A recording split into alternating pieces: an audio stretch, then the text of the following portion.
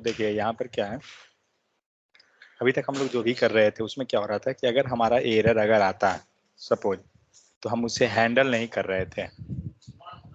ठीक है, तो एक सेकंड, डे कौन सा है?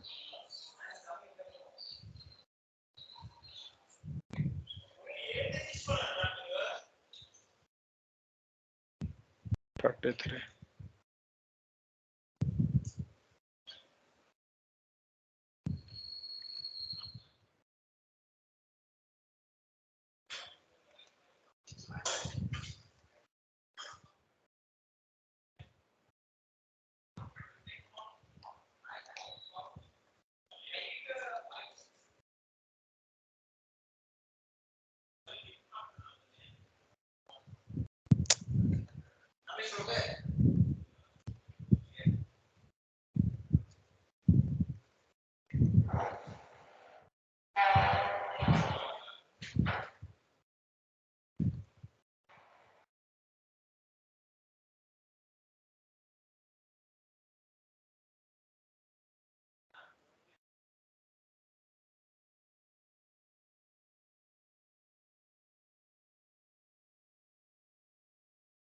देखिए अभी तक क्या हो रहा था, हम लोग कोई भी कोड लिख रहे थे, हो सकता था कि कहीं पे एरर आ गया या कुछ हो रहा था, हम लोग उसे प्रॉपर इंफॉर्मेशन यूजर को नहीं दे रहे थे। मान लीजिए,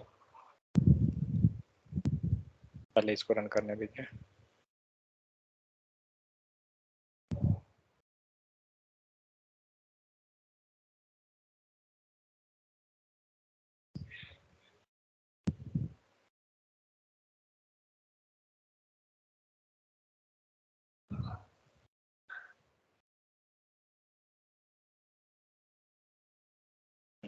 अब यहाँ पर एक एरर लाते हैं हम लोग।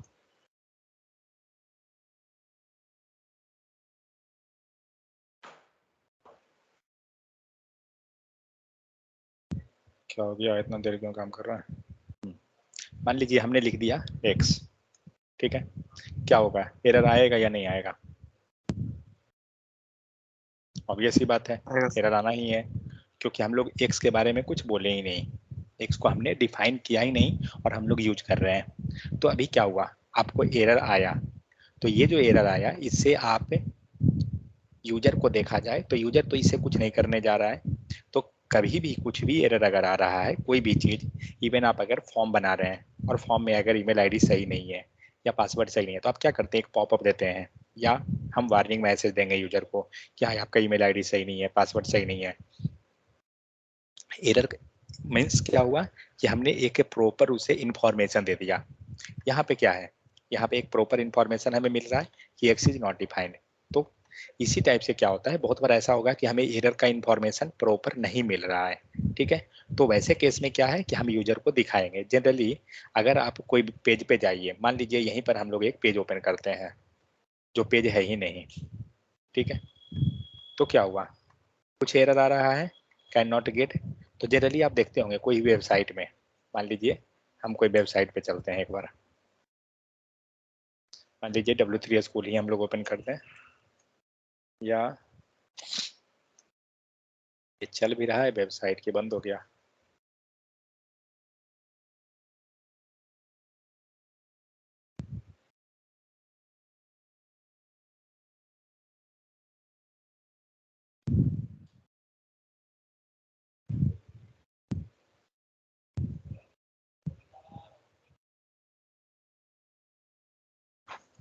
मान लीजिए ये पेज ओपन हुआ, ठीक है, अब हम इस पेज को क्या करते हैं, इस वेबसाइट को, मान लीजिए हमारे हमें नहीं पता कि इवन कोई URL है भी या नहीं वैसा, और हम लोग यहाँ पे कुछ डाल दिए, तो क्या हुआ आपको कुछ एरर आ गया 404।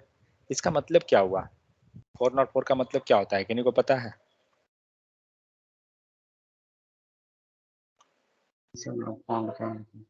क्या होता है?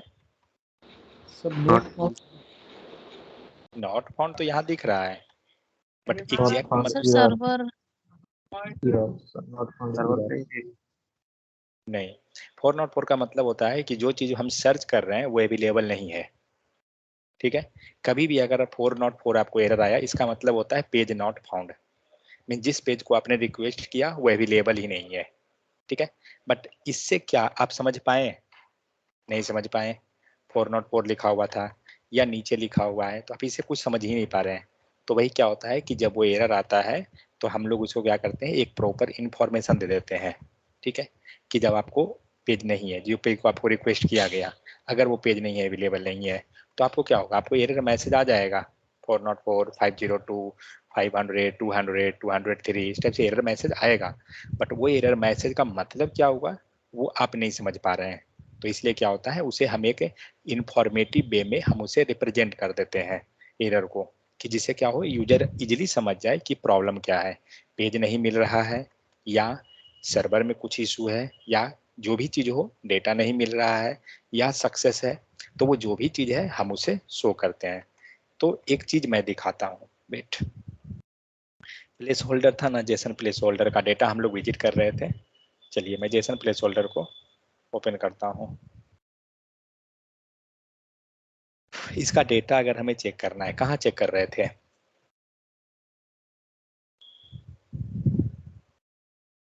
इसका डेटा हम लोग कहाँ पर चेक करते थे?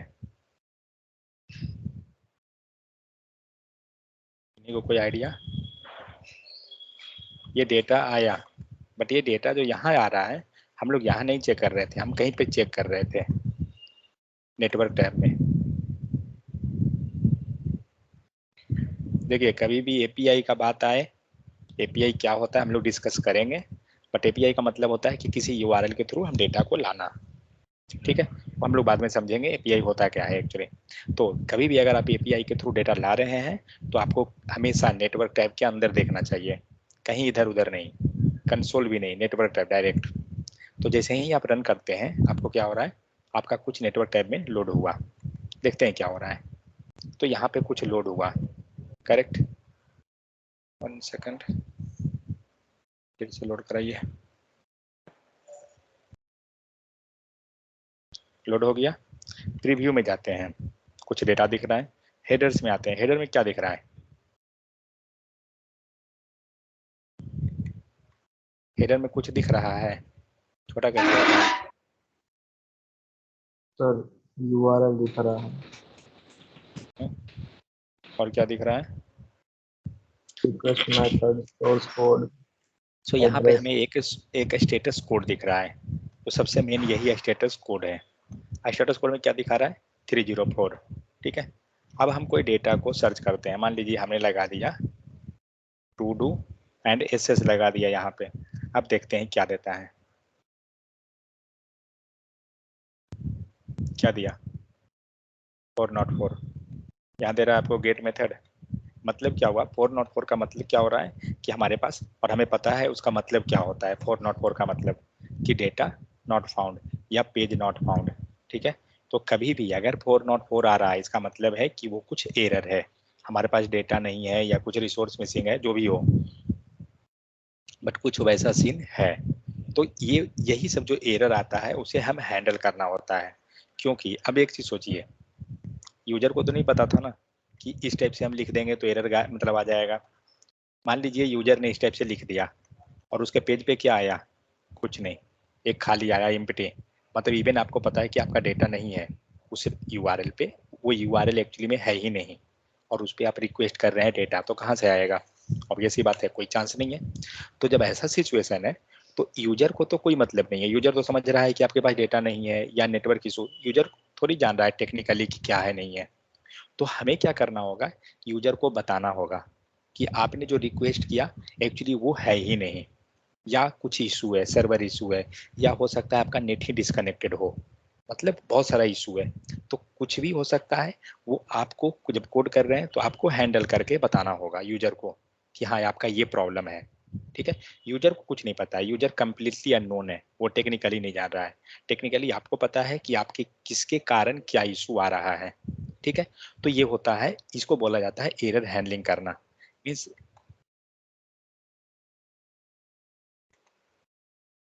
कॉल ट्रिगर कर दीजिए।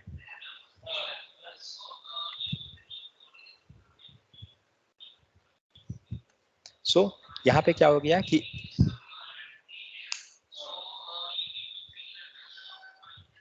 सो यहाँ पे क्या हो गया, यहाँ पे आपको क्या दिख रहा है, एक्स इज नॉट डिफाइंड। इसका मतलब क्या हुआ है, एक्स डिफाइंड नहीं है, ठीक है, ये हमें पता है, बट हम यूजर को एक प्रॉपर देंगे ना कि हाँ एक्स का वैल्यू आपका नहीं है, या कुछ भी मतलब कुछ भी एरर आ रहा है तो उसको एक इंफॉर्मेटिव वे में रिप्रेजेंट करना, उसी को बोला जाता है एरर हैंडलिंग।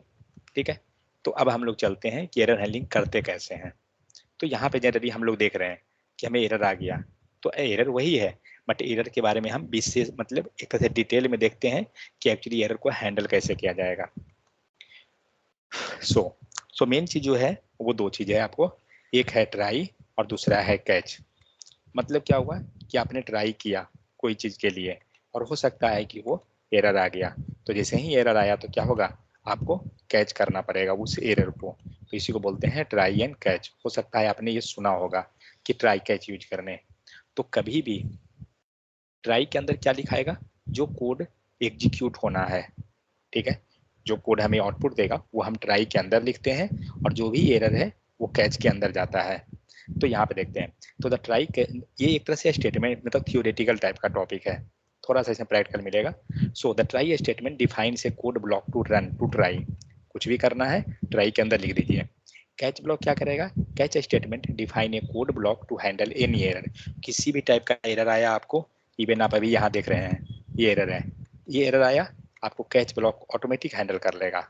और एक होता है फाइनली, ठीक है, फाइनली क्या करता है, मान लीजिए कि आपका एरर आ रहा है, किसी भी तरह का एरर आया, आप जैसे कि आप पढ़ रहे थे स्विच, स्विच स्टेटमेंट में क्या हो रहा है, केस 1 केस 2 केस 3, अगर कोई नहीं मैच कर रहा है, कौन सा मैच करेगा,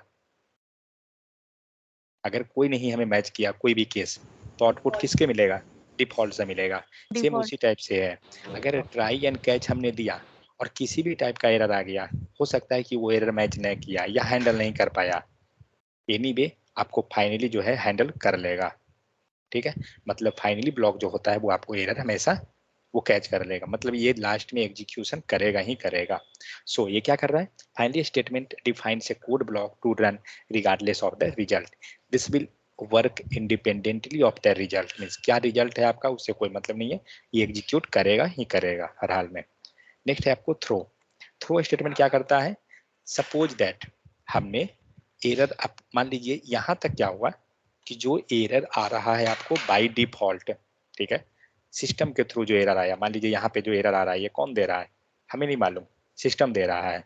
तो अगर ये जो एरर आया और सपोज आप चाहते हैं क्या कि नहीं हम ये जब भी ऐसा कुछ एरर आए तो हम अपना एरर शो करें, मीन्स हम कुछ वार्निंग मैसेज कुछ भी पास करना चाहते हैं, तो वो लिखना पड़ेगा हमें किसमें, थ्रो स्टेटमेंट के अंदर। यहाँ तक समझ में आया, ये 4 लाइन में, ये 4 लाइन ही आपको मेन है। ट्राई क्या करेगा, जो भी कोड है ट्राई के अंदर लिखेंगे, कैच क्या करेगा, एरर जो आएगा कैच कर लेगा, कैच के अंदर एरर हैंडल हो जाएगा खुद से। फाइनली क्या करेगा, एरर कुछ भी आया क्या हुआ, बाकी लाइन चला या ना चला, फाइनली ब्लॉक का एरर, फाइनली ब्लॉक जरूर चलेगा, मीन्स ये एरर को हैंडल जरूर कर लेगा। और थ्रो, जब भी आपको कस्टम मैसेज पास करना हो, कस्टम मैसेज का मतलब क्या हो गया कि हम अपना मैसेज हम कुछ पास करना चाहते हैं, वो आप थ्रो के हेल्प से कर सकते हैं। ठीक है, अब देखते हैं। So error will happen, error कैसे होगा, मान लीजिए हम माइनर स्पेलिंग मिस्टेक भी कर दिए, ऑब्वियस सी बात है एरर आ जाएगा, तो हम इस कोड को उठा लेते हैं, एक काम करता हूँ,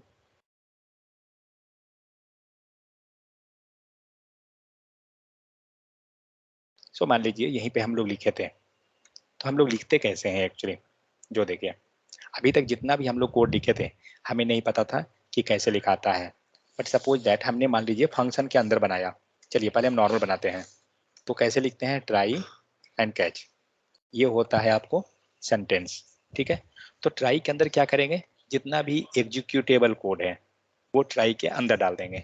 तो अभी जस्ट हमारा क्या था, एक कंसोल डॉट लॉग था, ठीक है, तो कंसोल डॉट लॉग हमने लिख दिया यहाँ पे, और इसके अंदर क्या किए हैं, एरर को, तो क्या करेंगे, यहाँ पे हम कंसोल डॉट लॉग करेंगे, और एरर, ये एरर जो वर्ड लिखा हुआ है ये एक्चुअली में एरर नहीं है, ये एज लाइक रेस्पॉन्स जो हम लोग कॉल बैक मेथड में लिखते थे उसी टाइप से समझ लीजिए, ये आपका एक वेरिएबल है।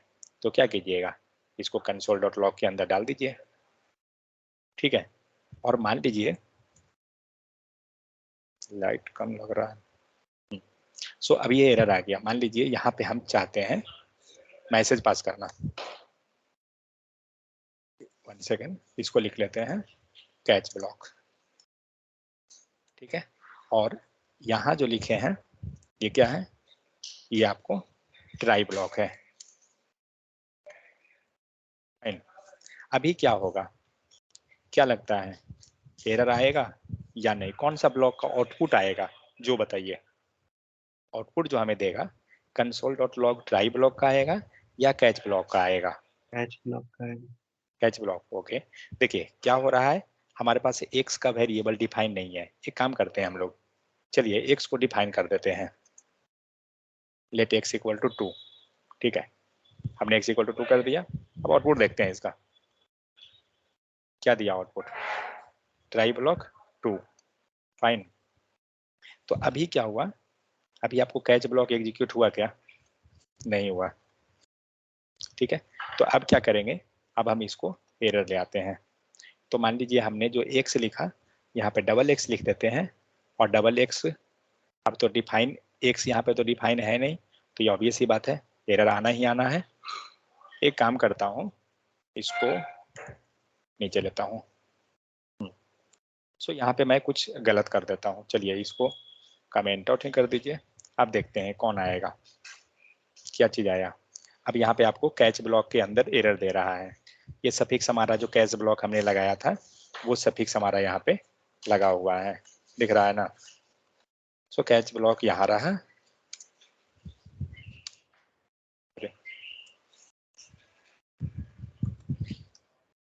कैच ब्लॉक में अब क्या हो रहा है, now here you getting the catch block, correct. And catch block में क्या हो रहा है, जो एरर आ रहा था वो पूरा एरर हमारा कैच ब्लॉक के अंदर शो कर रहा है। यहाँ तक समझ में आया? कभी भी हम जब भी कोई कोड लिखेंगे, हम कैटराई एंड कैच के अंदर लिखेंगे।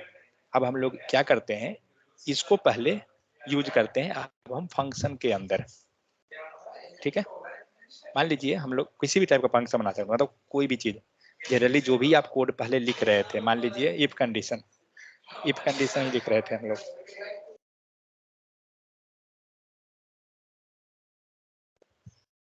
अगर हम लोग यहाँ पे कोई इफ कंडीशन ही लिख लेते हैं, ठीक है, और इसके अंदर console.log, और यहाँ पे हम लोग लिख लेते हैं सपोज दैट 2 ग्रेटर देन 5, ठीक है। क्या देगा आउटपुट, एल्स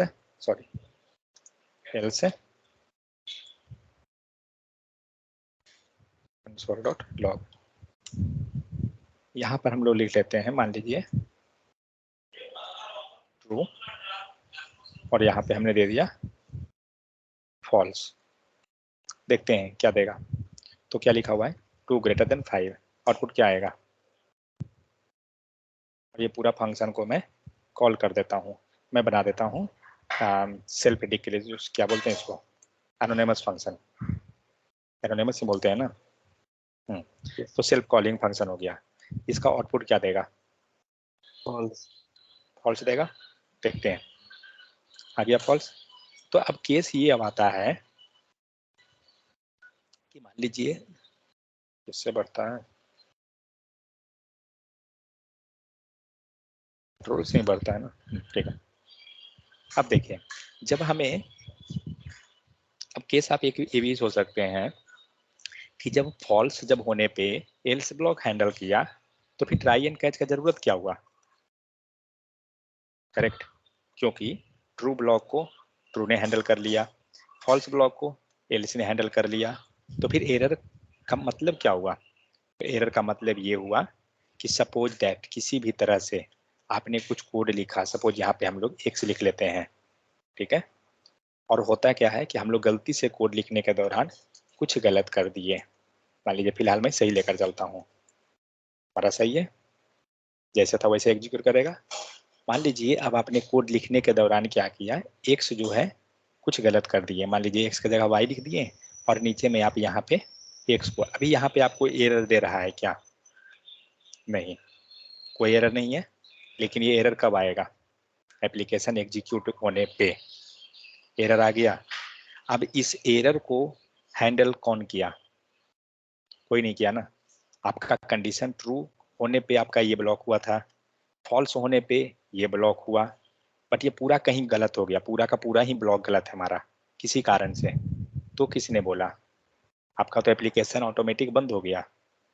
बात समझ में आ रहा है? तो इसको क्या बोलते हैं कि अगर कोई एरर आता है तो एप्लीकेशन आपका ऑटोमेटिक शट डाउन हो जाना। तो कभी भी कुछ भी इशू आता है हमें एप्लीकेशन को प्रॉपर ढंग से बंद करना चाहिए। बंद करने का मतलब क्या हो रहा है कि जो एरर आया उसको आप हैंडल कर लीजिए। आपका एप्लीकेशन क्या हुआ, अचानक से मतलब डैमेज नहीं हुआ, अचानक से वो शट डाउन नहीं हुआ, वो प्रॉपरली मतलब आपने उसको हैंडल कर लिया। तो होता क्या है, मान लीजिए अब इसको हम हैंडल कैसे करेंगे? तो ऑलरेडी मैंने यही बताया ट्राई कैच लिखने के लिए। ट्राई कैच लिखते कैसे हैं? ट्राई, ठीक है, ये हुआ। ये किसके जैसा सेंटेंस लग रहा है? इसके जैसा हम लोग पहले पढ़े थे, याद है कि नहीं को? ये कौन से है? हिंट भी बता दूं, टर्नरी, टर्नरी नहीं सॉरी, किसका है? कंडीशनल ऑपरेटर में हम लोग पढ़े थे, कुछ इस टाइप से कोई सेंटेंस था किसी का। किसका था, कोई ध्यान है कि नहीं को?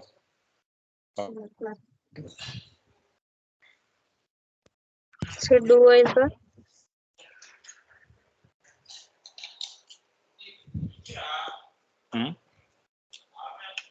अरे कहाँ गया पावर? किसका बोल रहे हैं आप?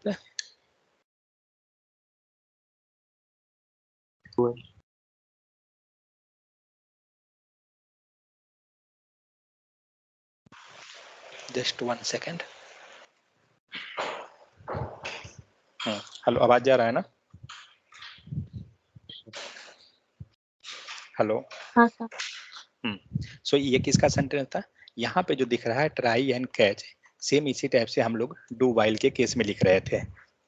तो डू के अंदर क्या होता है कि जो भी कोड एग्जीक्यूट होना है first time without checking condition, we was writing inside the do and after that we was going inside the while. Correct? तो डू वाइल का कंडीशन क्या था? सेम इसी टाइप से हमारा है, और same type we writing the try and catch block as well. So inside the try catch, now you can imagine one thing. What was happening inside the do condition? Anyway, whether condition is correct or not, anything will happen. That's not the issue. Code have to execute which is written inside the do. Correct? आपने जो भी code लिखा do में वो हर हाल में execute करेगा ही करेगा। Either condition is getting false or true, it's not going to matter. Same time the try block, the code will anyway it will execute, but suppose that error came, let's say remove this one, otherwise keep that also. But now the problem is that suppose error came, what will happen? It will get execute catch block. Got it? Means आपका कोई भी condition अगर satisfy हो रहा है नहीं होगा वो मैटर सेकेंडरी है। ये आपको हर हाल में ट्राई ब्लॉक चलेगा ही चलेगा, और जब एरर आएगा कैच ब्लॉक के अंदर आएगा।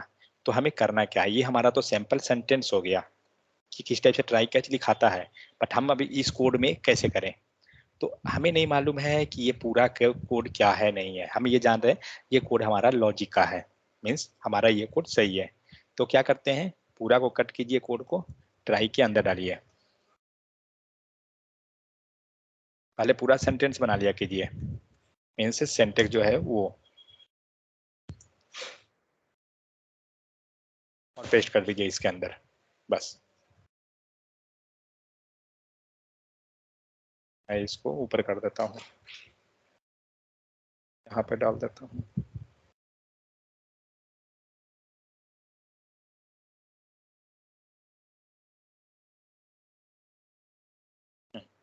तो हमने क्या किया, हमने ट्राई के अंदर किसको डाला?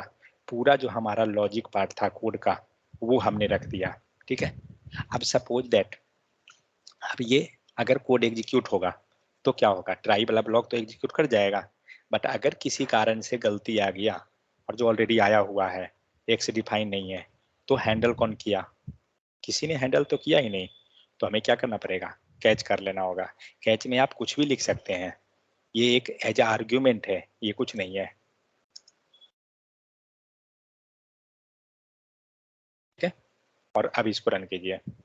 अब आपका एरर प्रॉपर, मतलब एरर अभी आपको सेम दिख रहा है, कोई अंतर नहीं है, बट अब आपने क्या किया, आपने एरर को हैंडल कर लिया। बात समझ में आ गया? तो हम लोग ये कैच ब्लॉक हमारा लिखा हुआ है, बट कैच ब्लॉक एग्जीक्यूट क्यों नहीं कर रहा है या कब करेगा? मान लीजिए यहाँ हम लोग अब x कर देते हैं, ठीक है, और x इक्वल टू 2।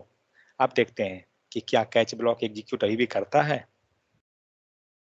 नहीं किया, क्योंकि कैच ब्लॉक क्यों एग्जीक्यूट करेगा, कोई एरर ही नहीं है। अगर आप कोड लिखते हैं तो क्या हो रहा है, हम लोग इसको हैंडल कर रहे हैं, और ये कैच क्या हो रहा है, कब चलेगा? वो उसी टाइम चलेगा जब कुछ एरर आएगा। बात समझ में आ गया सबको? तो ये था आपका कैट ट्राई एंड कैच लिखने का तरीका। आप कोई भी कोड लिख रहे हैं, अभी से पहले जितना भी कोड आप लिखे थे हमें यूज नहीं कर रहे थे ट्राई एंड कैच, मतलब अब क्या कर सकते हैं आप? एक्चुअली क्या होता है, जब आप कंपनी लेवल में जाके काम करते हैं कंपनी के अंदर, कोई भी कोड अगर आप लिख रहे हैं, ट्राई एंड कैच के अंदर लिखना हर हाल में 99.99% कंपलसरी है। क्योंकि सपोज दैट आपका कुछ भी एरर आया, आप इजीली हैंडल कर ले रहे हैं और इजीली आप फाइंड आउट कर लीजिएगा, इसीलिए कैच ब्लॉक लिखा जाता है। समझ में आ गया? जो कोड हम लोग इस टाइप से लिखे ना, इसको एक तरह से और लिख सकते हैं, बट वो चीज़ सही नहीं होगा। आप खुद भी देखिएगा तो आपको ये लगेगा। तो हम लोग क्या करते हैं, ट्राई को पहले लेते हैं, हमेशा हैबिट बनाइए सेंटेंस को खुद से थोड़ा लिखने का कुछ दिन, तो फिर आइडिया हो जाएगा। ट्राई का हम लिख दिए इस टाइप से, इसके अंदर ट्राई के अंदर कौन जाएगा, कोड जाएगा, और इसके अंदर कौन आएगा, हैंडल एरर। एक चीज समझ जाइए, ये हैंडल एरर के अंदर जो है ना, हमेशा हम चाहें तो एक वेरिएबल बना दीजिए और यहाँ हमेशा console.log ERR करके छोड़ दीजिए। क्या लगता है इस लाइन का कोड कभी चेंज होना जरूरी है, हो सकता है क्या? कोई चांस है? कुछ नहीं, क्योंकि ये तो हमेशा क्या कर रहा है, आपका एरर को हैंडल कर रहा है ना। इसे और कोई मतलब ही नहीं है कि आप क्या लिखे हैं नहीं लिखे हैं, कोई मतलब नहीं लेना देना है इसको। रन कीजिए, कोई दिक्कत नहीं है, ठीक है। लेकिन ट्राई के अंदर क्या होगा, जो हमारा लॉजिक है वो पार्ट हमारा ट्राई के अंदर जाएगा। तो हम लोग एक काम और कर सकते हैं, ये सर पूरा उसमें जो कैच में वेरिएबल देना कंपलसरी है? हाँ, क्योंकि जैसे अगर आप फॉर ईच लिखते थे, यहाँ console.log जो हम कर रहे थे, किसको कर रहे थे, एलिमेंट को करेंगे। एलिमेंट को। अगर यहाँ एलिमेंट नहीं लिखिएगा तो क्या यहाँ मिलेगा कंसोल के अंदर? मैंने ये समझाया था ना कि फॉर ईच हो मतलब फॉर लूप हो कैसे रहा है। हाँ हाँ। एक बार लूप चला और लूप चलने के बाद वेरिएबल एलिमेंट को वैल्यू मिला, फिर सेकंड लूप चला एलिमेंट को वैल्यू मिला, फिर थर्ड लूप चला एलिमेंट को मिला, करेक्ट? बारी बारी से लूपिंग ऐसे ही हो रहा था। तो console.log में क्या हो रहा है, इसलिए हम एलिमेंट को उसी को लिख लेते हैं, इसको कॉल बैक बोलते हैं। तो सेम यही चीज यहाँ पे क्या है कि कैच के अंदर हमें वेरिएबल पास करना कंपलसरी है। क्यों? क्योंकि ट्राई में अगर ट्राई ब्लॉक हमारा फेल हुआ तो वो किसके पास आया, कैच के पास। तो कैच के पास कोई तो रहेगा तभी तो वो लेगा ना, अब कोई है ही नहीं तो कौन देगा आपको? तो आपको तो तभी मिलेगा जब वेरिएबल है, तो इसीलिए वेरिएबल लिखना कंपलसरी है। अब आते हैं सेकंड कोड में। तो कोड में क्या करेंगे, मान लीजिए ये पूरा फंक्शन हम लिखे थे, ठीक है, पूरा फंक्शन को ही हम चाहें तो उसके अंदर डाल दे सकते हैं, समझ गए? तो हम मान लीजिए यहाँ का जो ट्राई था, इसके अंदर का वो ट्राई को मैं हटा देता हूँ।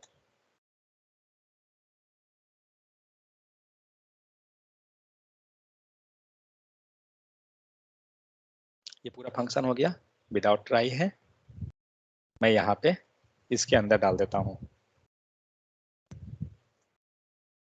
ऐसे भी लिख ले सकते हैं, इसको क्या बोल सकते हैं, ट्राई कंटेनिंग होल फंक्शन, ठीक है। लेकिन क्या ये देखने में अच्छा लग रहा है? ये जो लिखा हुआ है वो काम दोनों सेम करेगा, देखते हैं वर्क कर रहा है या नहीं। पहले 2 बार फॉल्स आया क्योंकि 2 बार एग्जीक्यूट हो रहा है। अब हम लोग इसको गलती कर देते हैं, आ गया सेकंड वाले के लिए एरर, ऊपर वाला अलग से है। तो कहने का मतलब हुआ, लिखने का हम ऐसे भी लिख सकते हैं, बट नीचे वाला क्या सही लग रहा है, ये सही नहीं लग रहा है। मतलब इशू कुछ नहीं है, बट थोड़ा सा सही नहीं लग रहा है। अगर यही कैच को हम अंदर कर दें तो वो इजीली हो जाएगा ना, वो ज़्यादा सुटेबल हो जाएगा। क्योंकि कैच का मतलब क्या होता है, कोई भी एरर आया उसको हैंडल कर लेना। ठीक है, तो ये जो कोड लिखा गया एंड ये जो कोड हम लोग लिख रहे हैं, दोनों का फंक्शनलिटी सेम है, दोनों में हमने एरर को हैंडल किया, बट ये थोड़ा ज़्यादा सुटेबल उससे लग रहा है। क्लियर? तो कभी भी प्रयास क्या करेंगे कि कोड के अंदर हम हैंडल कर लें एरर को, ट्राई कैच जो भी लिख रहे हैं। मान लीजिए एक फंक्शन के अंदर दूसरा, दूसरे के अंदर तीसरा, तीसरे के अंदर फिर से उसके अंदर चौथा, इस टाइप से भी हम ट्राई कैच को लिख सकते हैं। ठीक है, अब बहुत बार देखिएगा कोड ऐसा मिल सकता है आपको। मान लीजिए हमने कोई फंक्शन बना लिया और इसके अंदर हमने ट्राई कैच ले लिया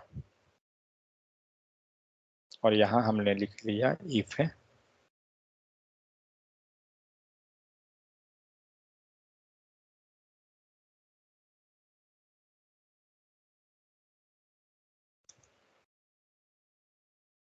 टू ग्रेटर देन 8।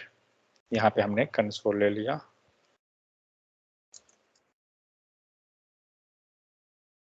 तो इज बिगर, कुछ इस टाइप से डाल दिया। अब क्या करते हैं, मान लीजिए ये जो ट्राई ब्लॉक है,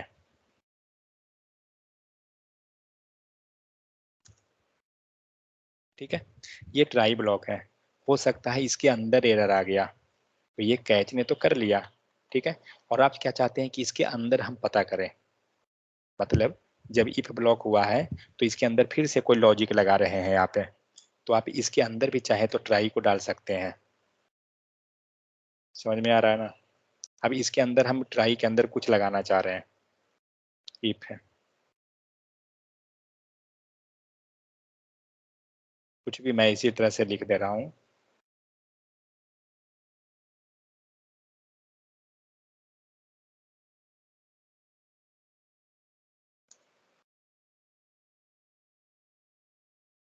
ठीक है, अब देखिए अभी क्या हुआ, अगर सपोज दैट ये जो पूरा ट्राई है ये क्या है, ग्लोबली लेवल पे है। अगर आप इस ब्लॉक के अंदर जाते हैं इफ के अंदर, तो यहाँ पे क्या है, एक ट्राई ब्लॉक अंदर में है। अगर कोई एरर इसके अंदर जो आया ये ट्राई कैच का, तो कौन हैंडल कर लेगा, अंदर वाला कैच हैंडल कर लेगा। और अगर ये पूरे पे कोई एरर आया, ये पूरे इफ पे, तो कौन हैंडल करेगा, ये ग्लोबली वाला हैंडल कर लेगा। इसका मतलब क्या हुआ कि हमने हर एक स्पेस पे ट्राई एंड कैच को लगा दिया, बट इतना करने का कोई ज़रूरत नहीं रहेगा, क्योंकि अगर हम ग्लोबली लेवल पे भी कर लिए, यहाँ पे ही कर लिए, तो भी मेरा काफ़ी है। क्योंकि अगर ये पूरा में कोई एरर आता है तो यहाँ तो हैंडल कर ही लेगा। क्लियर? कोई डाउट ट्राई एंड कैच में तो बताइए। ये मेन चीज जो था यही है। देखते हैं कुछ एग्जांपल इसमें होगा लिखा हुआ, उसको हम लोग एक बार ट्राई करते हैं। मान लीजिए यहीं पे एग्जांपल एक दिया हुआ है अलर्ट का। मान लीजिए हम लोग क्या करते हैं, इफ के अंदर नहीं, चलिए ट्राई के अंदर यहीं पे डाल देते हैं और अलर्ट लिखते हैं।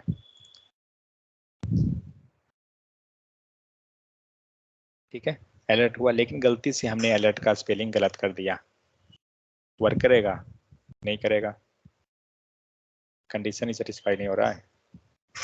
ओके, कंडीशन सेटिस्फाई कर दीजिए, क्योंकि अंदर जाएगा तब तो एरर देगा। ओ, क्यों नहीं वर्क कर रहा है, क्योंकि हमने फंक्शन कॉल किया ही नहीं। एफएन नेम,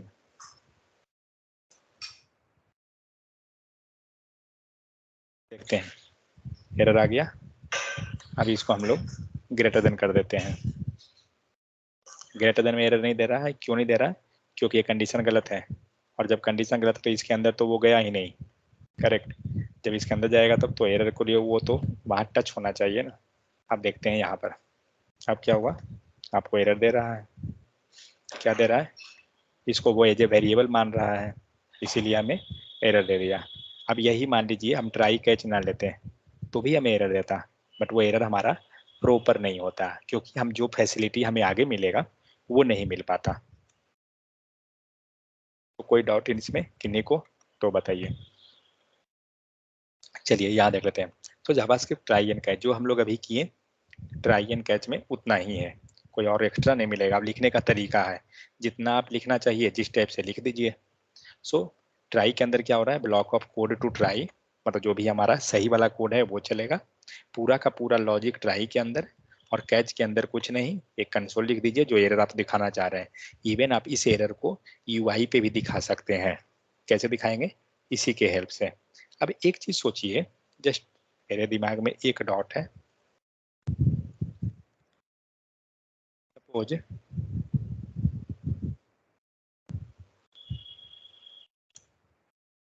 मान लीजिए हमने कंसोल डॉट लॉग कर दिया और एक्स ले लिया, ऑब्वियस सी बात है एरर तो आना ही आना है। आ गया, ये एरर को हम चाहते हैं यूआई पे दिखाना, पॉसिबल है क्या?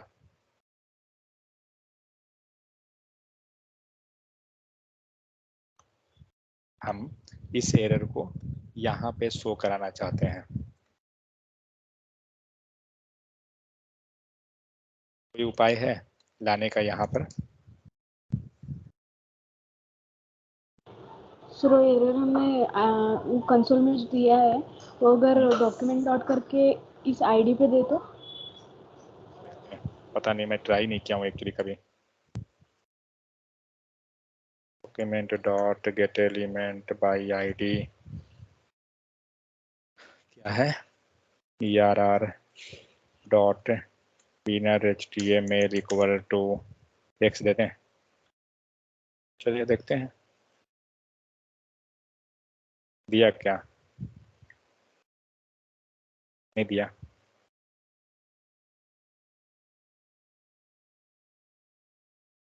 नहीं ना आया, लेकिन इस चीज को हम ला सकते हैं। डायरेक्ट तो नहीं आया, अब आइए ट्राई एंड कैच में।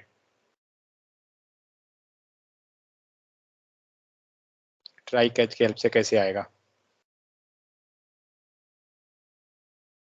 तो पहले लिखिए ट्राई, हम लोग डायरेक्ट लिख दे रहे हैं, फंक्शन नहीं बना रहा हूँ, चाहे तो हम बना सकते हैं, कोई इशू नहीं है उसका।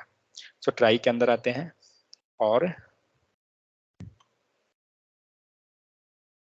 मान लीजिए चलिए ये दोनों लाइन में ऊपर ही लिख देता हूँ, और इसके बदले क्या लिखेंगे,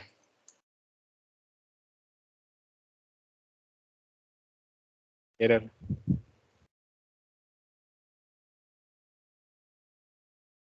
आया, यही एरर है ना, एक्स इज नॉट डिफाइंड।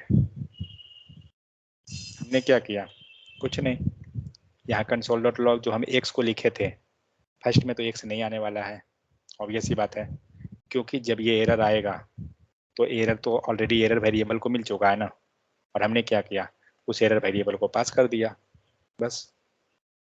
समझ में आया या नहीं? तो इस टाइप से क्या हुआ, हम एरर को यूआई पे दिखा दे सकते हैं। कोई डाउट की नहीं कोई इसमें? नहीं सर। सर एक बार में 3 से 4 एरर हैंडल कर सकते हैं सर? क्या क्या बोल रहे हैं, फिर से बोलिए। सर एक बार में 2 से 3 एरर हैंडल कर सकते हैं, मान लीजिए आप 3 को प्रिंट कर दिए तो हैंडल कर लेगा सारा? हाँ सब कर लेगा ना, जितना डॉक्यूमेंट दिखाइएगा तो दे देगा। रुकिए करता हूँ 1 सेकंड। मान लीजिए ऊपर कोड हम गलत करते हैं, चलिए कोड कहाँ गलत है, यहाँ पर है ना गलत वाला, ठीक है, लेकिन ये कंडीशन ही हमारा गलत है, टू लेस देन, नहीं कंडीशन ट्रू है, ठीक है। अब देखते हैं ये एरर आ रहा होगा, ए अलर्ट DD वाला, फिर आया ना अलर्ट DD वाला एरर। अब इस एरर को हम यूआई पे दिखाना चाहते हैं, कहाँ से कैसे करेंगे, तो कैच के अंदर आएगा ना। चलिए ये लाइन लिख लेता हूँ, तो मैं इसको नया वेरिएबल एक बना लेता हूँ, एरर 1 दे देता हूँ, और कहाँ गया,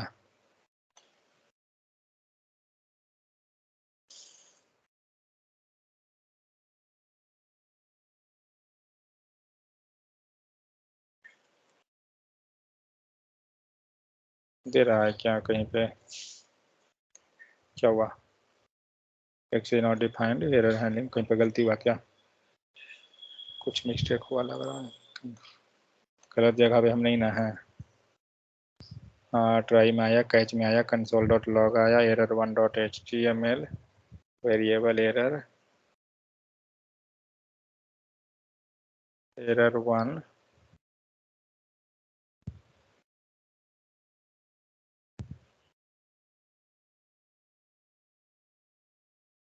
हाँ,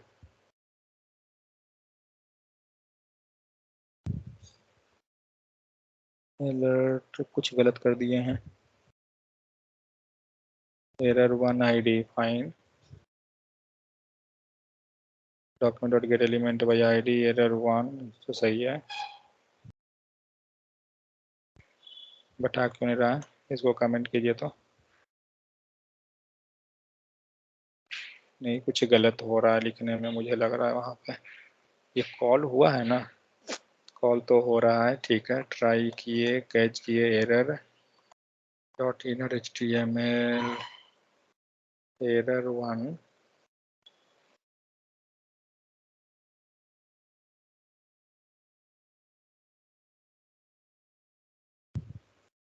ओके, कुछ इसी में गड़बड़ी है। ER लिख देते हैं, सॉरी।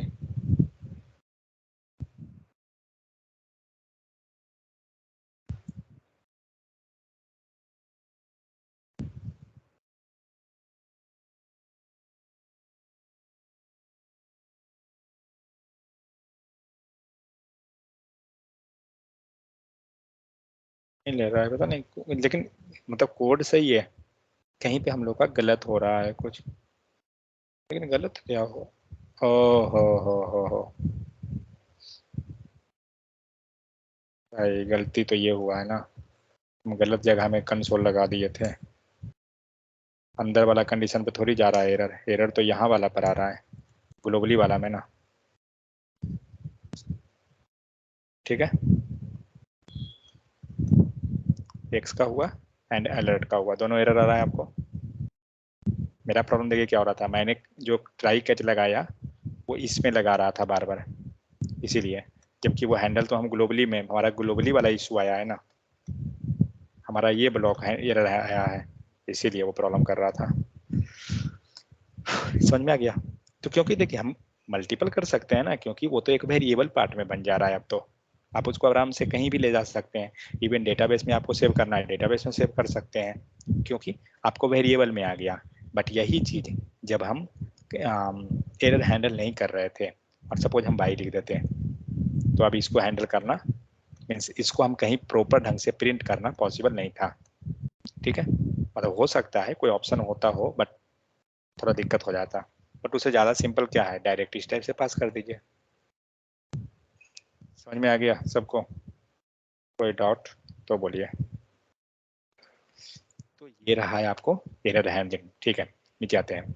सो जावास्क्रिप्ट एरर हैंडलिंग क्या हुआ, एक्स इक्वल टू कुछ ले लिया गया, ये सब तो हम लोग देख लिए, इफ कंडीशन के अंदर कुछ लिए, ये भी हम लोग देख लिए। ट्राई एंड कैच का कोड क्या हुआ, ये भी हो गया। अलर्ट्स के अंदर अगर कुछ लिख दिए, कंडीशन अगर है तो, अब ये तो हम लोग ऑलरेडी पढ़े कि एरर मैसेज को। अब यहाँ देखिए, अब एरर के अंदर अभी जो हमें मिल रहा है ना, यहाँ पे क्या दे रहा है, अभी आपको दिखा रहा है रेफरेंस एरर, दोनों में दे रहा है। ये पूरा एक्चुअली एरर ब्लॉक जो है पूरा का पूरा उठा के उसने डाल दिया, बट हमें क्या चाहिए, हमें ये रेफरेंस एरर नहीं चाहिए, ये जो टाइटल पहले लिखा हुआ है ना, हमें ये नहीं चाहिए, हमें सिर्फ और सिर्फ ये मैसेज चाहिए। तो क्या करेंगे, तो एरर के पास वो मैसेज होता है। ठीक है, आप इसमें MESS से GE मैसेज ले लीजिए, दिया,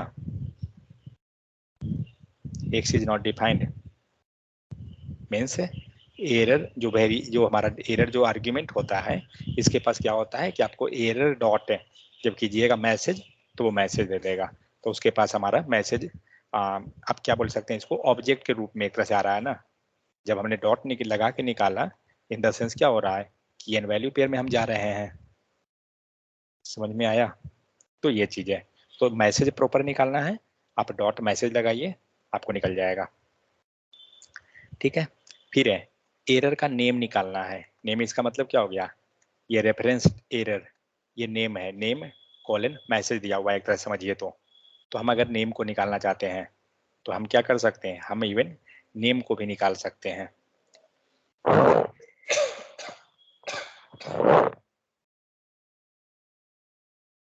अब मैं ये एरर को फिलहाल बंद करता हूं और यहाँ पर डॉट नेम लेता हूं, देखते हैं क्या दिया, दिख रहा है ना, रेफरेंस एरर। मतलब इस टाइप से क्या करेंगे, हम कंप्लीट एरर को निकाल सकते हैं, मैसेज को निकाल सकते हैं एंड नेम को निकाल सकते हैं। मतलब तीनों पार्ट, जो दो पार्ट हुआ ना, नेम एंड मैसेज, दोनों को स्प्लिट करके सेपरेट कर ले, पूरा कर सकते हैं उसको। ठीक है। फिर ये सब है, आपको नंबर को प्रिसीजन कर रहा है, नंबर का अंदर सिग्निफिकेशन डिजिट्स, ओके जो भी हो, एरर डॉट नेम, तो हम लोग नेम को निकाल सकते हैं इस टाइप से। तो इस टाइप से क्या हुआ, हमारा ट्राई एंड कैच ब्लॉक हुआ।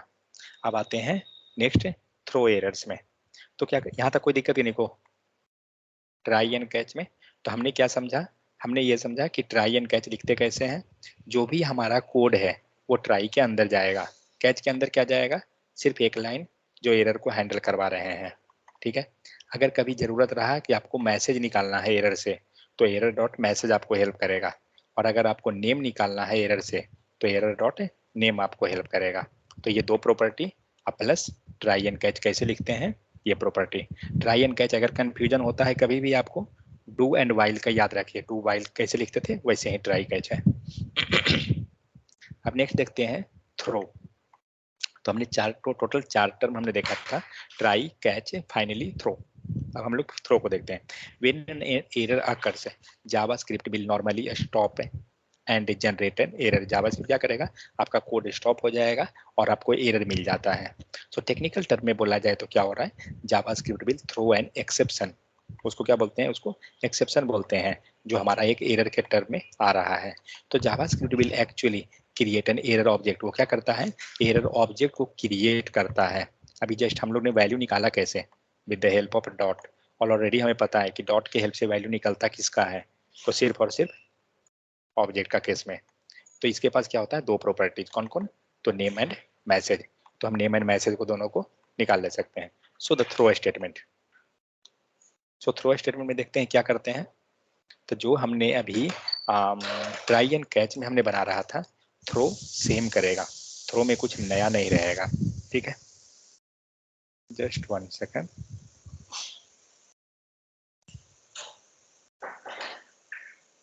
ओके, थ्रो तो हो ही गया, मतलब सेम है। नीचे में देखते हैं कस्टम एरर को ऐसे लिखेंगे, वो यहाँ पर है दिया हुआ। ओके, मैं ये कोड को कॉपी करता हूँ। वेट,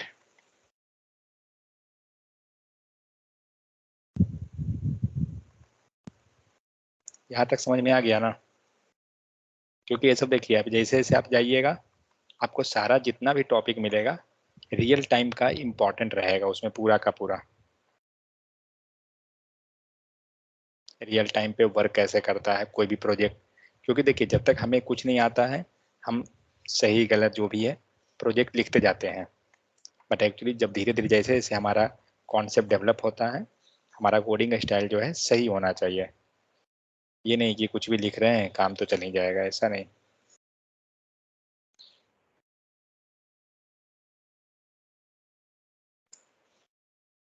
यहाँ पे कुछ नया नहीं है, बस एक बटन एंड डेमो को लेने दीजिए,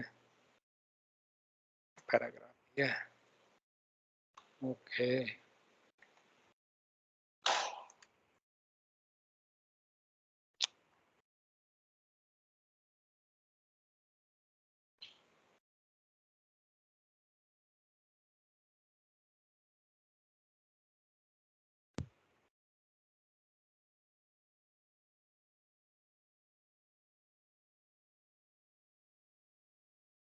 चलिए, तो पहले कोड को समझते हैं कि हमने कोड लिया क्या।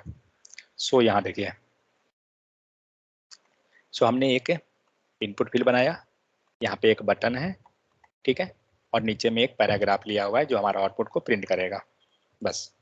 अब आते हैं यहाँ पे, यहाँ क्या है, यहाँ पे वेरिएबल हुआ, मतलब एक फंक्शन बना हुआ है। ये क्या कर रहा है, ये वैल्यू को गेट एलिमेंट बाय आईडी, वहाँ से वैल्यू लिया और इसने इस वेरिएबल में पास कर दिया एज लाइक मैसेज। हम लोग क्या कर रहे हैं, message dot inner HTML equal to empty करवा दिया। क्यों? क्योंकि हमें जब सेकेंड लाइन पे जा रहे हैं, जब हम मैसेज को हम पास करेंगे तो हमारा एम्प्टी हो जाना चाहिए। वो क्यों है बताऊंगा, आगे समझ में आ जाएगा अगर नहीं आया तो। नेक्स्ट क्या है, आपको एक हमने वेरिएबल बना लिया जो इनपुट फील्ड से वैल्यू लेगा। यहाँ तक कोई इशू नहीं है। मीन्स हम जो भी यहाँ पास करेंगे, टेस्ट इनपुट करेंगे, वैल्यू वो लेके और हमारा वैलिडेट करेगा। क्या करता है जो देखते हैं। कंडीशन क्या है, if x equal to empty. अगर ये एम्प्टी है, ठीक है, तो हम चाहते हैं मैसेज प्रिंट कराना। मीन्स हम एरर के तौर पे थ्रो कराना चाहते हैं क्या, एम्प्टी। जब एम्प्टी है तो एम्प्टी थ्रो करे। अगर नॉट इक्वल टू x है, ये क्या लिखा हुआ है, इज NaN x, इसका मतलब क्या हुआ, इसका मतलब क्या हो रहा है, not a number, not a number. अगर हमारा है क्या नॉट ए नंबर है, अगर म्यूट कीजिए, अगर नॉट ए नंबर है तो हमें एक एरर दीजिए। फिर हमने x ले लिया, नंबर के रूप में कन्वर्ट कर दिया। अब उसको हम नीचे चेक कर रहे हैं, मीन्स कंडीशन दिया हुआ है। तो अगर सपोज ये काम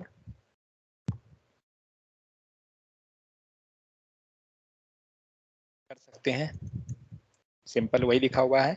अब देखते हैं आउटपुट क्या आता है। तो यहाँ पे आपको एक कैच है, फाइनली है और कैच है।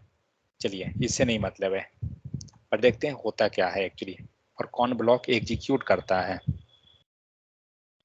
तो पहले वैल्यू डालते हैं, 25 डाल दिए, टेस्ट कीजिए क्या आया, आई एम फाइनली ब्लॉक। मतलब क्या हुआ तो फाइनली को मैंने समझाया था आपको क्या, कि जैसे आपका ट्राई एंड कैच ब्लॉक है, तो ट्राई एंड कैच क्या करेगा, एरर आने पे कैच हो जाएगा, सही रहने पे ट्राई रन करेगा। और फाइनली क्या करता है कि आपको एरर आए ना आए, ये लास्ट में हर हाल में प्रिंट होना ही होना है फाइनली ब्लॉक को। इसीलिए क्या हुआ, आप यहाँ पर जो भी 25 को हमने पास किया, हमारा मैसेज में कुछ नहीं आ रहा है, बट फाइनली ब्लॉक का आउटपुट हमें कंसोल में आना ही आना है, ठीक है। और फाइनली ब्लॉक को लिखा कैसे गया, एक बार इसको देख लेते हैं पहले, फिर जाएंगे ऊपर वाले पे। तो ट्राई कैच लीजिए और यहाँ पे लगा दीजिए फाइनली, जैसे डिफॉल्ट लिखते थे वैसे ही ये चल रहा है, ठीक है। तो फाइनली में कुछ भी लिखिएगा ये हर हाल में प्रिंट होगा ही होगा। जैसे डू वाइल में डू का आउटपुट हर हाल में आना था, चाहे कंडीशन आपका गलत हो सही हो कोई मतलब नहीं है, वो प्रिंट करेगा ही करेगा। सेम उसी टाइप से फाइनली भी है, आपका कुछ भी कंडीशन हो सही भी होगा तब भी आएंगे हम, गलत होता है तब भी हम आएंगे, ये चीजें। यहाँ पे क्या है, यहाँ पे हम सारा चीज मिक्स है। फाइनली ब्लॉक समझ में आ गया कि लास्ट में हर हाल में प्रिंट होगा। अब आपका यहाँ पे क्या है, यहाँ पे हमने x को लिया, बट x को प्रिंट कर रहे हैं क्या UI पे, x को हम UI पे कहीं प्रिंट ही नहीं किए हैं, तो x कहाँ से देगा, ऑब्वियस सी बात है कोई चांस ही नहीं है। हमने यहाँ क्या किया, हमने यहाँ कैच किया किसको, एरर को, बट अभी तो फिलहाल एरर आया ही नहीं। अब हम लोग क्या करते हैं, मान लीजिए हम एरर एक ले आते हैं, x लिखा हुआ है ना, ठीक है, x को ही हम लोग गलत कर देते हैं, ठीक है। अब देखते हैं अब UI पे या एरर क्या देता है, आ गया error, input is not defined.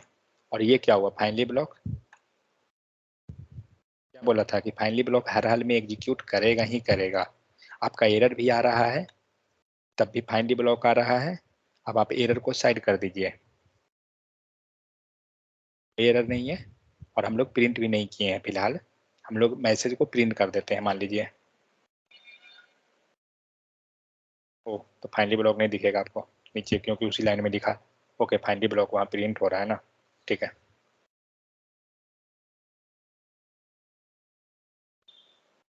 X को गया है, देखते हैं, नहीं एक्स को, ओके एक्स लेके आ रहा है, ठीक है। क्या दिया, इनपुट 23, मतलब कोड हमारा प्रॉपर वर्क किया और फाइनली ब्लॉक एग्जीक्यूट किया। तो आपको एक चीज समझ में आ गया होगा कि फाइनली ब्लॉक जो होता है वो हर हाल में प्रिंट करेगा ही करेगा, चाहे एरर आए या कोड हमारा एग्जीक्यूट कर जाए। फाइनली ब्लॉक के लिए क्लियर हो गया सबको? ट्राई, कैच, फाइनली, ये 3 ब्लॉक हुआ। अब हम आते हैं जो हमारा मेन है, थ्रो। यहाँ देखिए थ्रो में क्या हुआ, थ्रो मतलब क्या हो रहा है, एक एरर ही है वो, एक चीज जान लीजिए, थ्रो का मतलब एक एरर ही हो रहा है। यहाँ पे हम लोग क्या कर रहे हैं, x इक्वल टू एम्प्टी, क्या थ्रो करेगा, एम्प्टी, और लिखा हुआ क्या है, जस्ट थ्रो लिख दीजिए, और जो एरर पास करवाना है ना वो एज ए मैसेज वो जा रहा है। अब इसको रन कराते हैं।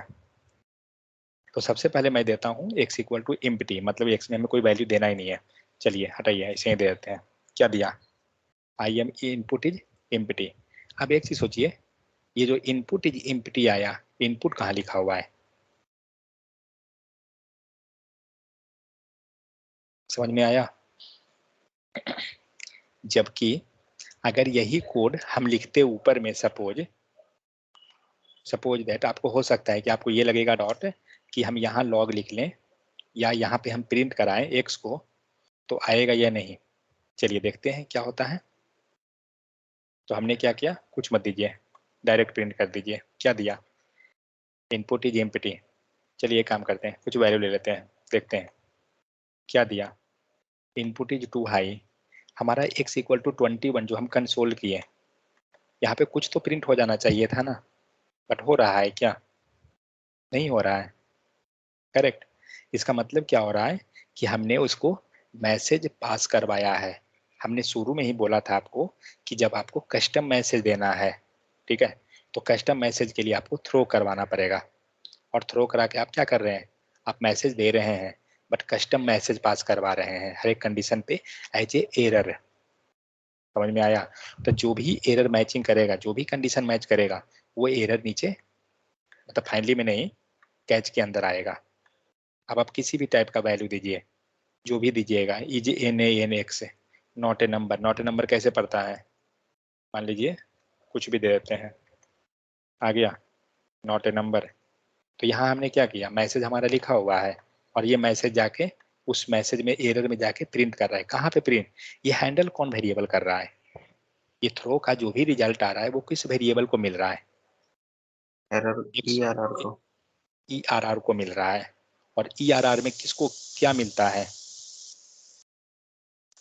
कैच ब्लॉक जो है क्या हैंडल करता है, एरर, हमेशा एरर को हैंडल करता है। ठीक है, ये ध्यान रहे कि कैच ब्लॉक जो है कभी भी आपका रिजल्ट को हैंडल नहीं करेगा, हमेशा एरर को हैंडल करेगा।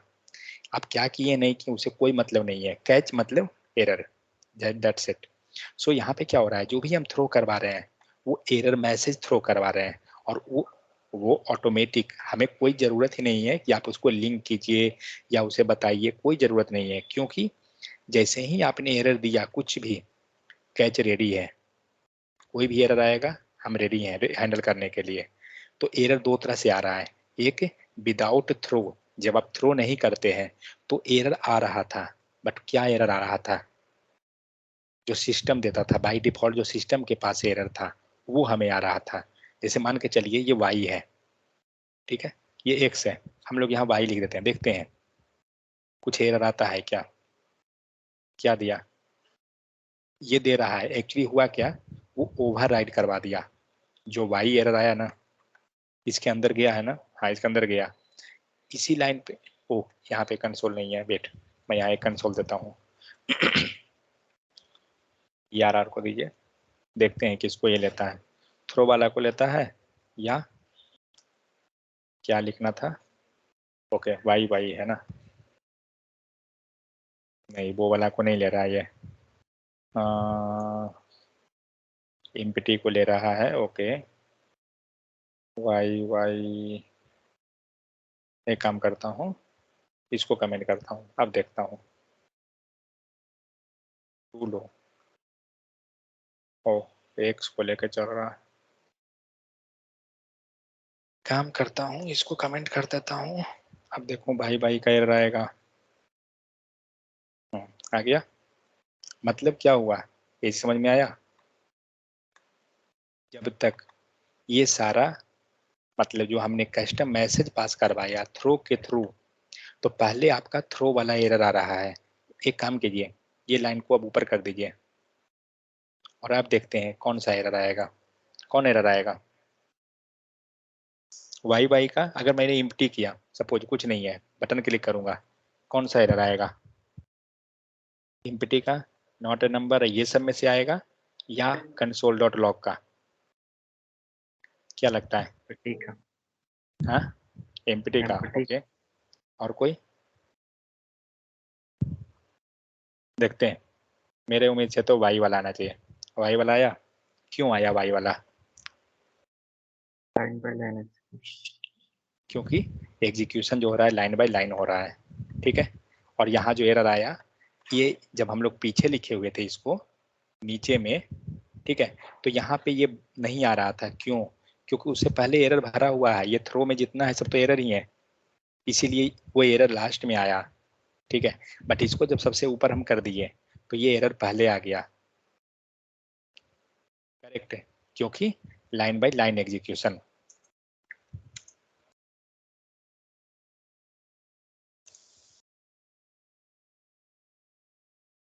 अब इसको नीचे कर दीजिए।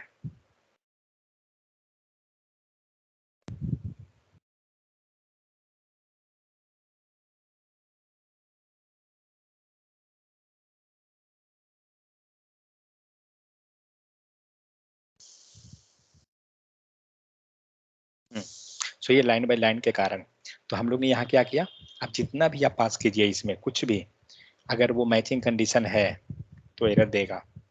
ओ, वाई वाई को पहले कमेंट कीजिए, क्योंकि वो आगे बढ़ने ही नहीं दे रहा है। अब अगर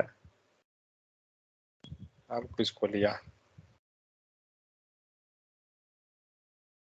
एम्प्टी, ठीक है, हमने क्या लिया था 5, देखें क्या दिया, 5 पे नहीं है क्या? टू लो, कुछ गलती की है क्या? Error define x equal to empty equal to number.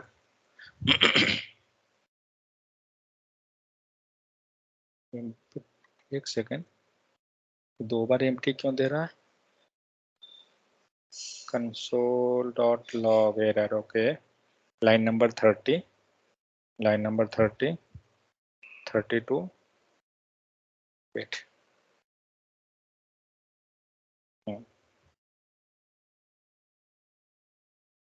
To high, हाँ अब सही है। सो कस्टम एरर अगर आपको प्रिंट करवाना है तो इस टाइप से हम लोग कस्टम एरर प्रिंट कर लेते हैं। और भी तरीका है, देखते हैं आगे। So the throw statement allow you to create a custom error, ठीक है। Technically you can throw an exception, throw an error. The exception can object, string, number, boolean और ऑब्जेक्ट। तो ये कुछ भी हो सकता है, यहाँ पे एरर जो प्रिंट कर सकते हैं किसी भी टाइप का, तो वही चीज यहाँ पे आपको बनाया हुआ था एक्चुअली। मीन्स हमारा जब डेटा जो है अलग अलग टाइप का है तो हमारा एरर किसी भी टाइप का हम शो करा सकते हैं। मान लीजिए 500, बुलियन, कुछ भी दे सकते हैं। इनपुट वैलिडेशन एरर यही है जो हम लोग अभी जस्ट हम लोग बनाए, इनपुट वैलिडेशन, वही ये लिया हुआ था। अब आते हैं इनपुट एचटीएमएल वैलिडेशन। सपोज आपके पास इनपुट फील्ड है जहाँ पे आप क्या कर रहे हैं, मीन एंड मैक्स को वैलिडेट कर रहे हैं, ठीक है। तो मीन एंड मैक्स को हमारा वैलिडेशन हुआ और कुछ भी एरर अगर आया उसको हम लोग हैंडल कर सकते हैं, तो ट्राई एंड कैच ब्लॉक के अंदर करके।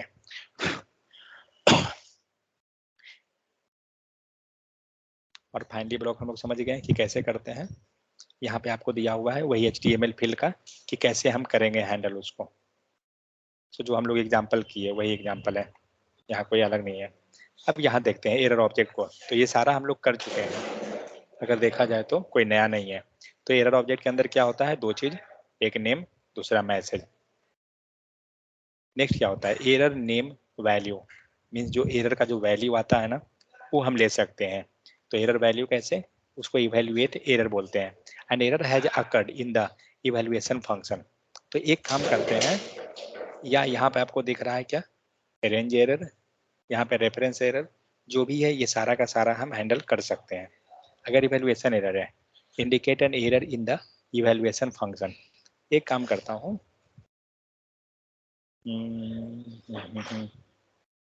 ये कोड में नहीं, पहले वाला कोड कहाँ गया? इसको कमेंट कीजिए।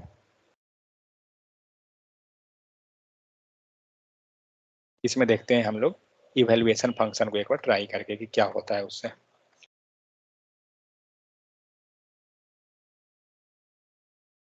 ठीक है, अलर्ट का दे रहा है, कहाँ पर है? नेम है ना, डॉट EVAL, यही था स्पेलिंग क्या? EVAL। Okay fine. क्या दिया? कुछ दिया क्या?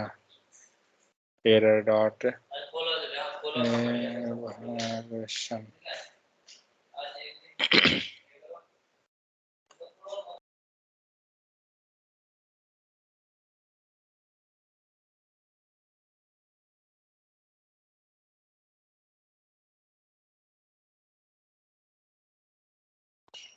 ओके, इवैल्यूएशन फंक्शन दिया क्या?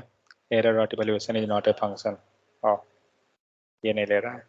ओके, इसको देखिएगा क्या दे रहा है? Newer version of JavaScript do not throw evaluation error, use syntax error instead.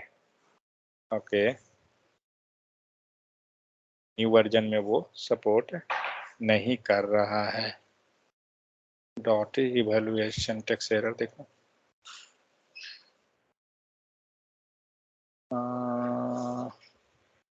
कहीं पर दिया क्या? कहाँ पे लिखे हैं हम लोग? कंसोल में, हाँ sorry, document dot okay, x define नहीं है, फाइन।